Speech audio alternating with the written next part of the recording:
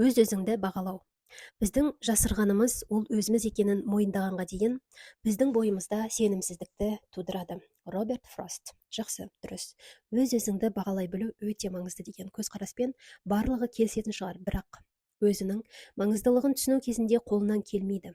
Біздің өз-өзімізді бағалауымыз өмір сүрген жылдарда қалыптасқан барлық түсініктерді ойша елестетуден қалыптасады.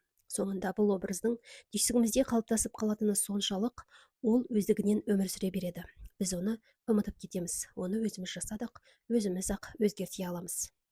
Өзін-өзі бағалау қалай қалыптасатынын нақтырақ қарастырайық. Балалық шақта, яғни адам құндылығы алғаш рет қалыптаса бастағанда, біз өзіміз туралы ойды қоршаған адамдардан аламыз. Егер де бала ата-аналарынан махаббатты көрсе, онда есейгенде бала өзіне жақсы қарайды. Егер де ата-анасы баласына ұрысып, оны мазақ қылып немесе қорласа, онда болашақта баланың өзіне қарым-қатынасы негативті болады. Есейген соң, ата-ана үйін тастап, біз жасөспірімдер мен ересектердің үлкен әлеміне араласамыз. Сансыз жаңа білімдер өз ізін қалдырады. Өкінішке орай, егер де сіз өмірде болып тұратын сәтсіздіктерге қатты мән беруге үйренсеңіз, онда осы сәтсіздік сіздің имиджіңіздің негізгі бөлшегі болып қалатыны сөзсіз. Өзіңізге байсалдылықпен қараңыз. Егер де автокөлікке күтім жасамасаңыз, ол міндетті түрде сынып қалады. Егер де үйде күтім реттілік болмаса, онда ол қирап, бұзылып қалады. Сол сияқты, егер де мықты әрі өмірге толы болғыңыз келсе, онда өз-өзіңізді бағалауға қамқорлық жасаңыз. Өзіңізге дөрекілік танытып, немқұрайлы қарасаңыз, өз-өзіңізді бағалауыңыз төмендеп қалады. Өз-өзіңізді бағалауға деген қамқорлықты өзіңізді күту ретінде қабылдаңыз. Өмірде кезеңімен кездесетін сәтсіздіктерге, рухани қиындықтарға, жеңілістер мен проблемаларға толы. Сондықтан да мұқият болмасаңыз, бұл ауыртпалықтар сізді артқа сүйреуі мүмкін. Дұрыс имиджді қалыптастыру үшін өз-өзіңізді бағалауды нығайту керек. Бұған санаңызды оң, сізге серпін беретін, өзіңіз туралы рухани гүлденуді қалыптастыратын ойларға бағыттағанда ғана қол жеткізуге болады. Кей кездері алаяқтық жасауға да болады. Мұнда әлі жүзеге аспаған армандарды да қосуға болады. Есіңізде ұстаңыз, түйсік сіздің миыңызда қалыптасқан кез келген ойды қабылдайды. Оның дұрыс немесе бұрыс екендігіне мән бермейді. Келесі 3 тұжырым сіздің өз-өзіңізді бағалауды жақсартады. Бірінші, сіз бірегейсіз. Жер бетіндегі бірде-бір адам сіз сияқты ойламайды. Бір нәрсені сізден артық жасай алмайды. Көптеген адамдар өздерін қатардағы адам ретінде санайды. Бірақ сіз бұндай қателік жасамайсыз. Өзіңіздің бірегейлігіңізді дәлелдейтін фактілерді іздеуге де тырыспаңыз. Осылай ойлап, тиісінше әрекет жасаңыз. Жер бетінде өмір сүріп жатқаныңызға қуаныңыз. Сіздің осындай жақсы қасиеттерге ие екеніңізге қуаныңыз.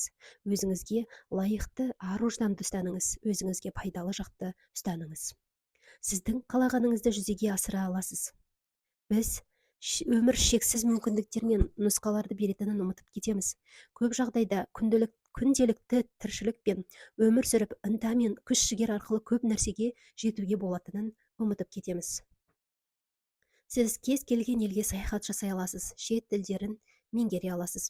Өз ісіңізді бастай аласыз. Музыкалық аспаптарда ойнауды үйрене аласыз. Кез келген клубтың мүшесі бола аласыз. Қолөнерді үйрене аласыз.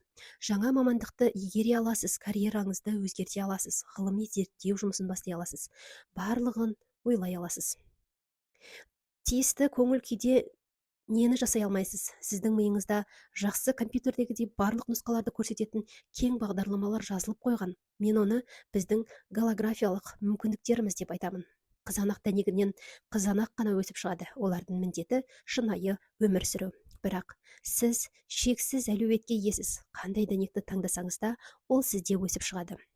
Сіз өзіңізге шексіз билік ете аласыз. Күн сайын шексіз билікке, шексіз мүмкіндікке ие болып оянасыз. Бұл жерде сіздің өзіндік ойлау образыңызды таңдау туралы айтылып тұр. Ешкімде сізге қалай немесе нені ойлау керегі туралы бұйырмайды. Тек қана сіз оны осы билікпен не істейтініңізді айқындайсыз. Өміріңіздің кез келген саласын құруға немесе тұрақтандыру өзіңіздің қолыңызда. Өзіңіз туралы қалай ойлайсыз, солай болып қалыптасасыз.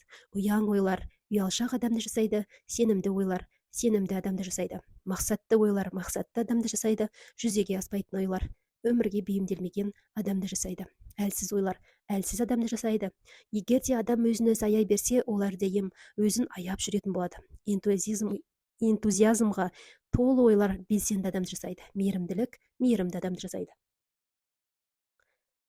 Сәттілік туралы ойлар табыскер адамды жасайды. Сіздің өзіңізге деген қатынасыңызды жасау мен сақтау үшін жауаптысыз. Өзіңізге риза болыңыз.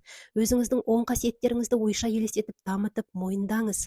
Өзіңізді жақсы көріңіз. Өзіңізді жақсы көру маңызды роль атқарады. Әрине, егер де ол мен бәрінен де кереметпін деген ойды қамтымаса, егер қағиданы ұстаныңыз. Келесі, мен осы қалпыммен де жақсымын. Сізге басқа біреу болудың қажеті жоқ екенін түсініңіз. Өзіңізді осы қалпыңызбен қабылдаңыз. Сіз өте жеңіл өзгере аласыз. Бұл парадокс. Әрине, ұзақ бойғы сенімсіздік пен антипатиядан кейін өзіңізді жақсы көру қиынға соғады. Алға қадам басуда көмек беріп, өзіңізді қолдау сезімі өте терең бір жерде жатыр. Еңсеңізді түсіруді қойыңыз. Басқа адам ретінде көрінудің қажеті жоқ. Өзіңізді осы қалпыңызбен қабылдасаңыз ғана, сіз өзіңізді деп басталатын өзге қасиеттерді зерттегіңіз келеді. Өз-өзіне сенімділік. Өз-өзіне сенімді адам болыңыз. Бұдан азға келіспеңіз. Мен энергияға толы. Бәрі қолымнан келеді және міндетті түрде табысқа жетемін деп өз-өзіңізге сенімді болыңыз. Егер де балалық шақта сәтсіздікке ұшырасаңыз, оны ұмытыңыз. Сіз осы уақытта өмір сүріңіз және болашағыңыз жақын-ақ. Баяғыда сәтсіздікке ұшырасаңыз, бұнда тұрған ештеңе жоқ. Сіз қалай ойлайсыз және болашақта қалай жасайсыз, соны назарыңызда ұстауыңыз керек. Өзіңізге және өзіңіздің күшіңізге сеніп, сіз өмірдің кез келген қиындықтарына қарсы тұра аласыз. Өзіңіз өзгеріп, айналаңыз қалай өзгергенін байқайсыз. Демек, бәрі сіздің қолыңызда. Джон Кихо, түйсігіңмен ойлана біл.